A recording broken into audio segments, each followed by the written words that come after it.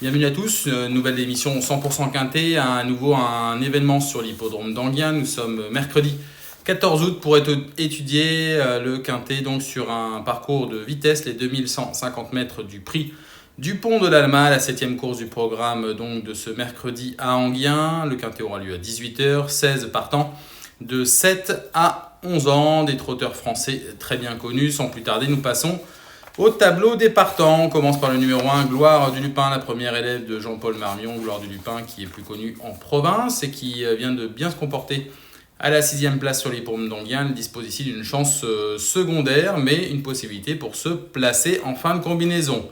Le 2, il s'agit de Emma de Briqueville. Emma de Briqueville qui n'a pas été revue depuis fin mai. La jument a été éliminée notamment lors d'une tentative sur l'hippodrome d'Enghien, mais son entraîneur Rainer Felders estime qu'elle est déjà revenue à son bon niveau et qu'elle est prête à fournir sa meilleure valeur. Dès lors, attention à elle. Le numéro 3, Ed Scott, vient de s'imposer. C'était sur l'hippodrome de La Rochelle Châtelaillon. Ça remonte à un mois. C'est un cheval qui court bien frais. Il est déféré des antérieurs et ce Ed Scott est tout à fait capable de confirmer sa victoire sur le pont de La Rochelle. Il fait partie des priorités, comme le numéro 4, Hold Up du Saptel, qui n'a trouvé qu'un trotteur étranger pour le devancer.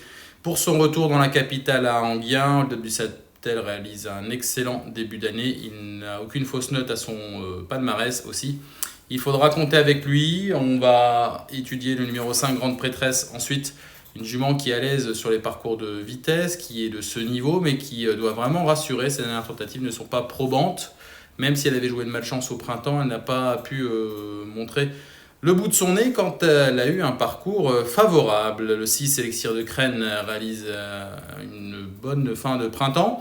Il n'a pas été revu depuis début juillet. Une tentative sur les pommes de Vichy. Le cheval a toussé. Dès lors, il n'est sans doute pas à son meilleur niveau. Le numéro 7, Ops, avait fait naître de gros espoirs à 4 ans, mais également à 5 ans. Il est vraiment difficile à saisir. C'est un cheval qui aime tourner plutôt le long de la corde qu'à l'extérieur. S'il fournit sa bonne valeur, ici, il est capable de figurer à l'arrivée. Il est peut-être même le meilleur du lot avant coup, mais très très difficile à juger. Avec ce numéro 7, nous ne l'avons pas retenu. Le 8, Follow Me Flash, c'est un cheval qui aime placer sa pointe de vitesse, qui est très percutant dans la phase finale quand il peut être préservé. Là, le numéro 8, c'est pas évident. Il est voulu ferrer avec Étienne Lefranc. C'est pas pour autant que le cheval effectue ici une tentative à des fins touristiques.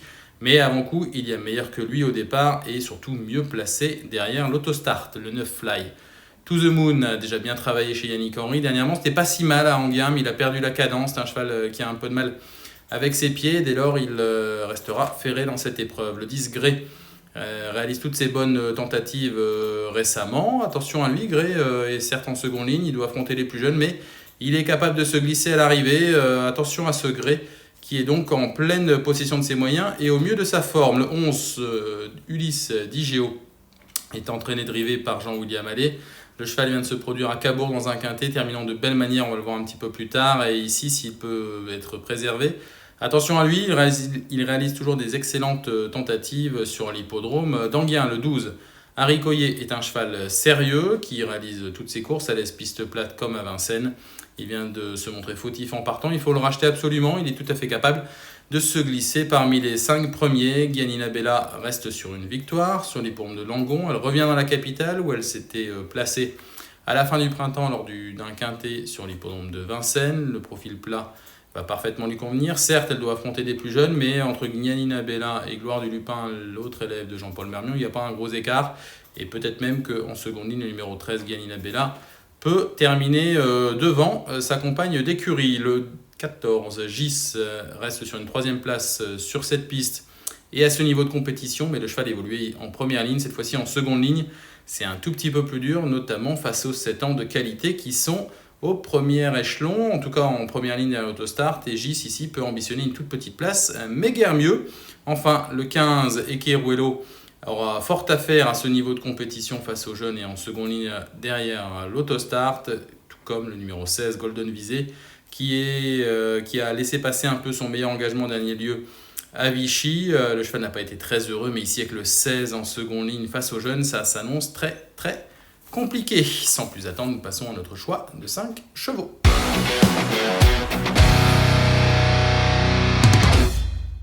Et on débute notre sélection de 5 chevaux par le numéro 4, Hold Up du Saptel, entraîné et drivé par Pierre-Yves Verva depuis le mois de mars. Depuis ce mois de mars, le cheval est vraiment irréprochable. Pour son retour dans la capitale, on le revoit ici en image le 20 juillet dernier. C'était l'hippodrome d'Anguien. Et déjà un parcours de vitesse, ce Hold Up du Saptel s'était fait relayer au commandement par Global Agreement qu'il ne va pas pouvoir suivre dans la phase finale. Mais attention, ce Hold Up du Saptel avait eu un très bon comportement jusqu'au bout. Il était seulement devancé par un cheval supérieur. Et on le voit ici terminer à la deuxième place devant Gis, qui sera au départ ici en seconde ligne derrière l'autostart. Harry Coyer prenait la 6e place. Ulysse Digeo, qui avait dû trotter né au vent, se contentait de la 7e, tandis que Gray, qui avait bénéficié d'un bon parcours à la corde, avait déboîté un petit peu sèchement et avait perdu le bénéfice de ses efforts à la 4e place et avait été rétrogradé. Une course référence très importante. Hold Up du Saptel devançait plusieurs concurrents qu'il va retrouver ici. Là, un numéro idéal, le 4. Pierre-Yves Verva et ses élèves sont vraiment en pleine possession de leurs moyens. Ils font feu de tout bois, que ce soit en province comme à Paris aussi. Le numéro 4, Hold Up du Saptel, est vraiment une base absolue dans cette épreuve. En deuxième position, nous avons placé le numéro 3, Ed Scott. Ed Scott dépend d'un entraînement redoutable et également en pleine forme, c'est Arnaud et Alain Chavat. Il porte le numéro 3, on le revoit ici. Pareil en image, mais lors d'une victoire, c'était le 13 juillet dernier, à La Rochelle. Une seule tentative dans les jambes comme course de rentrée précédemment, ce qui ne l'avait pas empêché de patienter derrière les premiers. On va le voir ici à mi-ligne droite, se rapprocher en dehors et disposer d'un trotteur de qualité, c'est Eureka Avry.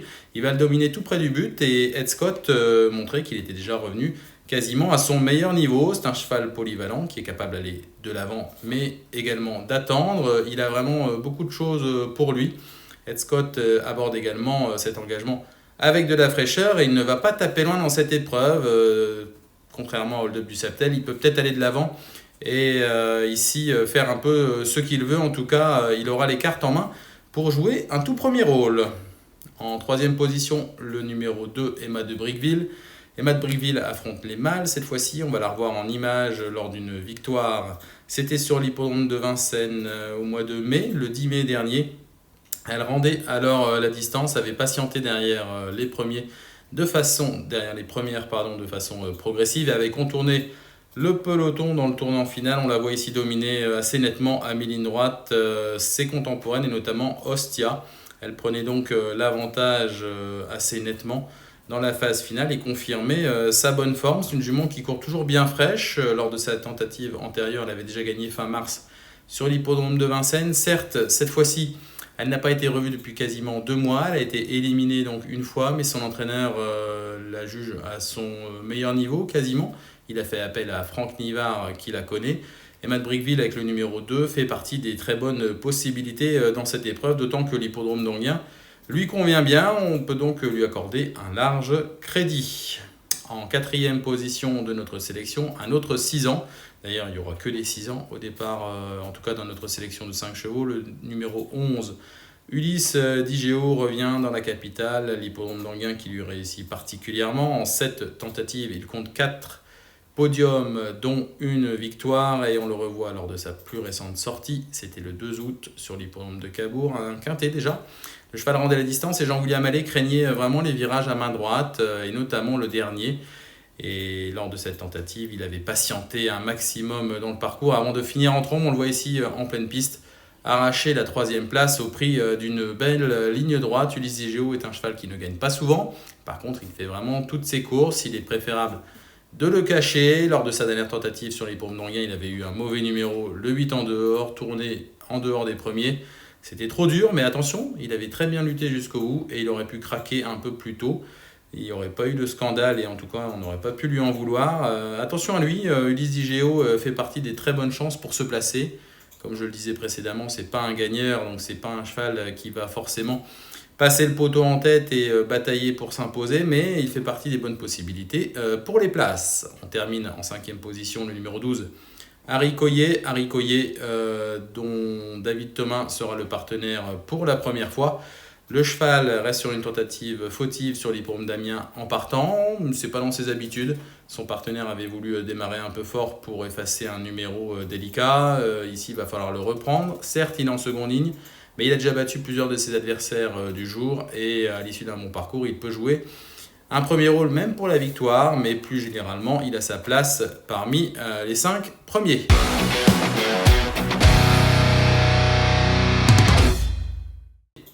On fait la récap de notre choix de 5 chevaux. Le numéro 4, Hold Up du Saptel, est un cheval en pleine possession de ses moyens qui est incontournable à ce niveau. Le 3, Ed Scott, est revenu déjà au mieux. Il peut aller de l'avant et fait partie vraiment des bases solides de ce quintet.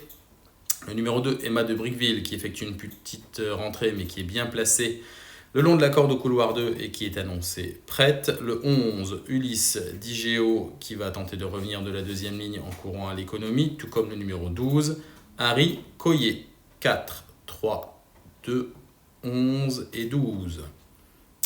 Nous allons désormais passer au reste de la réunion et nous avons choisi un cheval dans la première épreuve du programme afin de vous faire capitaliser un petit peu les enjeux.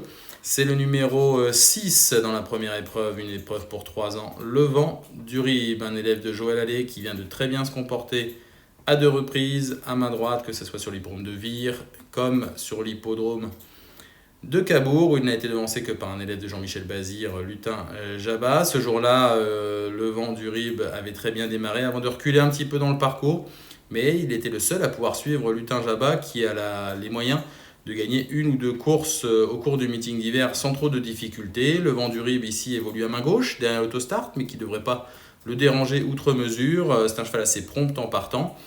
Il fait partie vraiment des très bonnes chances de la première épreuve et devrait ici jouer un premier rôle, au moins pour la victoire. Dès lors, le 106, le Vent du Rib, sera à suivre de près. Pour notre part, nous allons vous laisser étudier le quintet de ce mercredi 14 août sur l'hippodrome d'Enghien. Bon jeu à tous et à très bientôt.